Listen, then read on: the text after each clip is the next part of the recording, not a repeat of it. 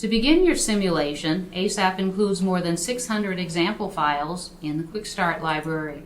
If we click on the Example Files button, we have the ability to access these scripts either by category, command, or keyword, or the name of each script. Additionally, you can look at some example files written using either VBScript or JScript. Either of those editors can be used to create ASAP script files. Let's take a look at the scripts by command. And what we see here are a list of all of the ASAP commands, and for each ASAP command we have one or potentially several different example files.